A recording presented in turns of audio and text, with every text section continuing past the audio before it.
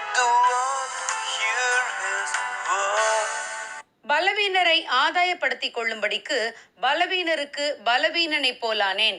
எப்படி ஆகிலும் சிலரை ரட்சிக்கும்படிக்கு நான் எல்லாருக்கும் எல்லாம் ஆனேன். 1 கொரிந்தியர் 9வது அதிகாரம் 22வது வசனம். சதன் பேப்டிஸ்ட் செமினரியில் விரிவுரையாளராக இருந்தவர் போதகர் ராபர்ட் ஸ்மித்.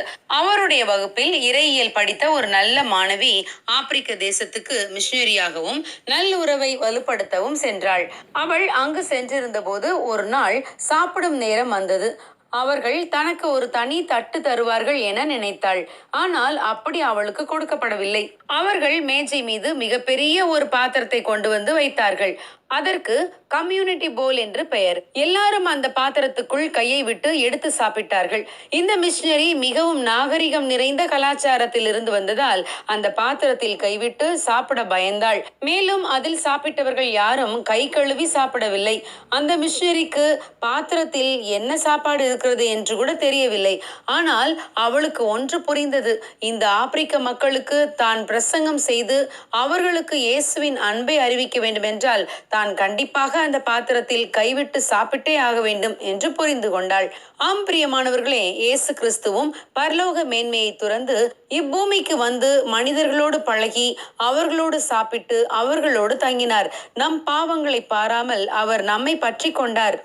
இயேசு கிறிஸ்து இவ்வுலகில் வாழ்ந்தபோது ஆயக்காரரோடும் பாவிகளோடும் அவர் பந்தி இருந்தார்.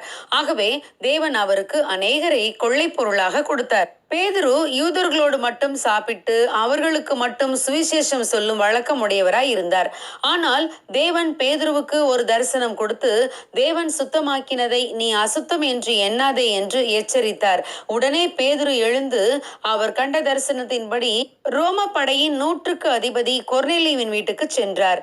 பேதுரு அங்கு பிரசங்கித்த போது அந்த வீட்டார் அனைவரும் ரட்சிக்கப்பட்டார்கள். தேவன் அவர்களுக்கு தமது பரிசுத்த ஆவியை பொழிந்தருளினார்.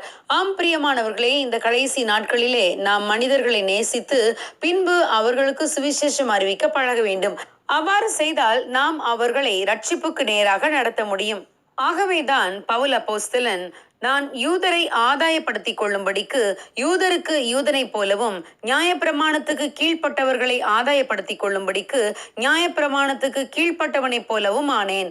நியாயப்பிரமாணம் இல்லாதவர்களை ஆதாயப்படுத்திக் கொள்ளும்படிக்கு அவர்களுக்கு நியாயப்பிரமாணம் இல்லாதவனைப் போலவும் ஆனேன். பலவீனரை ஆதாயப்படுத்திக் கொள்ளும்படிக்கு பலவீனருக்கு பலவீனனை போலானேன். எப்படியாகிலும் சிலரை ரட்சிக்கும்படி நான் எல்லாருக்கும் எல்லாமும் ஆனேன் என்று கூறுகிறார். ஆம் பிரியமானவர்களே, இந்த கடைசி நாட்களிலே நாம் மனிதர்களின் நிலையை பாராமல் அவர்களை நேசித்து அவர்களுக்கு சுவிசேஷம் அறிவிக்க பழக வேண்டும். அவ்வாறு செய்தால்தான் நாம் அவர்களை ரட்சிப்புக்கு நேராக வழிநடத்த முடியும். ஆகவே எல்லோரையும் நேசித்து அவர்களுக்கு சுவிசேஷம் அறிவிக்க தேவன் நம்மையும் பயன்படுத்துவாராக. God bless you. Have a godly day.